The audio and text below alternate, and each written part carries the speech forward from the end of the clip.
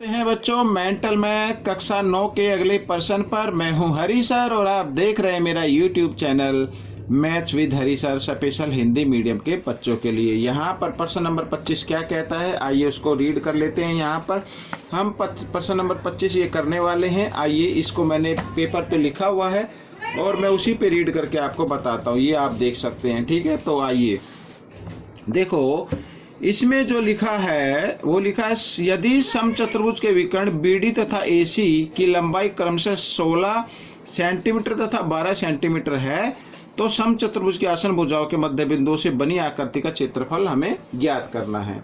ठीक है, बहुत ही आसान क्वेश्चन है। अब यहाँ पर बच्चों देखो, ये मध्य बिंदु का है, तो आपको एक चीज याद रखनी है, किसी भी चतुर्भुज के मध्य बिंदु से मिलाकर जो भी आकृति बनती है उस आकृति का क्षेत्रफल उस चतुर्भुज के क्षेत्रफल से आधा होता है, ये याद रखना है आपको। ठीक है, तो यानी कि यहाँ पर EFGH ये जो चतुर्भुज बना है इसका क्षेत्रफल कितना होगा, ABCD के आधे के बराबर होगा। अब ABCD क्या है, एक समचतुर्भुज है। ठीक है, तो समचतुर्भुज का हमें क्षेत्रफल निकालना है, फिर उसका आधा ये हो जाएगा। अब कैसे होगा वो भी मैं आपको बताऊंगा। ठीक है, तो ये मेंटल मैथ शॉर्ट तरीके से मैंने आपको बता दिया कि कभी भी आए तो उसका आधा कर लीजिए और वो आपका आंसर हो जाएगा, जल्दी निकल आएगा। तो सबसे पहले देखो, यहाँ पर हम निकालते हैं समचतुर्भुज का क्षेत्रफल। तो आपको बच्चों फॉर्मूले याद जरूर होने चाहिए, तभी आप इसको कर पाएंगे। तो क्या होता है, 1/2 पहला विकर्ण, यहाँ पर पहला विकर्ण गुणा दूसरा विकर्ण, इस तरीके से ये होता है यहाँ पर। ठीक है, इस तो 1/2 पहला विकर्ण है बच्चों यहाँ पर 16 और दूसरा कितना है 12, तो 2 छिक 12, 16 छिक यहाँ पर आ गया 96 सेंटीमीटर वर्ग आ गया बच्चों ये क्षेत्रफल। तो इसका आधा क्या होगा, अब यहाँ पर हमें निकालना है क्षेत्रफल EFGH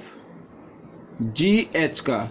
तो इसका क्षेत्रफल क्या होगा, 96 का आधा हो जाएगा। आपको इस तरीके से कर लेना है, 2 चौक 8, ठीक है, और 2 अट्ठे 16, तो ये आपका क्षेत्रफल आ जाएगा। अब कुछ बच्चे कहेंगे सर ये आएगा कैसे, ये मैं आपको बताता हूँ। ठीक है, तो थोड़ा सा वीडियो थोड़ी लंबी हो सकती है, तो आप इसे पूरा देखें। देखो बच्चों, यहाँ पर मैं आपको फिगर से बताता हूँ एक बार। यहाँ पर ये ADC एक क्या बन रही है, त्रिभुज बन रही है, और HAD का मध्य बिंदु है और GCD का मध्य बिंदु है।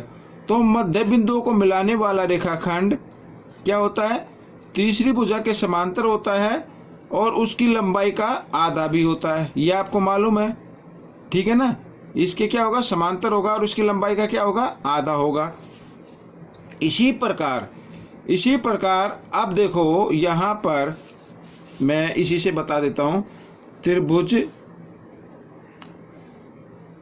ADC में, ठीक है, त्रिभुज ADC में H भुजा AD व G भुजा CD का मध्य बिंदु है, इस तरीके से। ठीक है, ये मध्य बिंदु हैं। तो अब मध्य बिंदु को मिलाने वाला रेखाखंड तीसरी भुजा के समांतर होता है, उसकी लंबाई का आधा भी होता है, यानी GH। ठीक है, GH यहाँ पर ये देखिए, GH की लंबाई क्या होगी, AC की आधी हो जाएगी।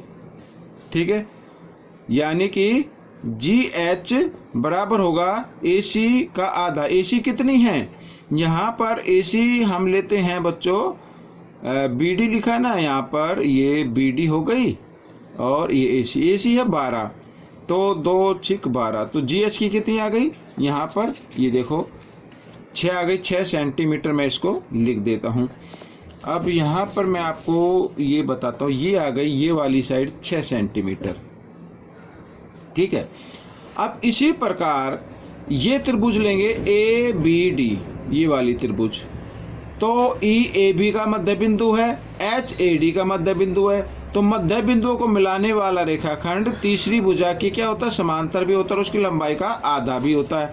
तो मैं यहाँ पर सीधा लिख देता हूँ, इसी प्रकार, ठीक है, EH की जो लंबाई होगी वो बी डी की हाफ होगी। और यहाँ पर एक बार फिर लिख लेते हैं ई एच की लंबाई बी डी कितनी है 16, तो यहाँ पर हम करेंगे 2 अट्ठे 16, तो 8 सेंटीमीटर आ गई बच्चों यहाँ पर ये। ठीक है, अब देखो इस फिगर को देखो, ये है 8 सेंटीमीटर और ये है 6, तो ये क्या बन गया, एक तरीके से आयत बन गई। और आयत का क्षेत्रफल क्या होता है, लंबाई गुणा चौड़ाई, यानी 8 गुणा 6, 8 6 कितना होता है 48, तो ये इस तरीके से आ जाएगा। ठीक है ना, तो मैं समझता हूँ आगे इसको कराने की जरूरत नहीं है, तो आपको सिर्फ ये पता लगाना था कि आंसर कैसे आएगा, तो ये आंसर इस तरीके से आता है। ठीक है, तो यहाँ पर ये आयत की लंबाई हो गई और ये चौड़ाई हो गई, तो आप इन दोनों को गुणा करेंगे। ठीक है ना, क्योंकि आपको माइंड में मल्टीप्लाई करना, गुणा करना है, तो आप जो राइट ऑप्शन है उस पर टिक मार्क कर देना। ठीक है, तो इस तरीके से क्वेश्चन सॉल्व हो गया। आपको कैसा लगा मुझे ज़रूर बताएं, इसमें से सीखकर दूसरों को जरूर सिखाएं। मिलते हैं अगले भाग में, तब तक आप अभ्यास करते रहें।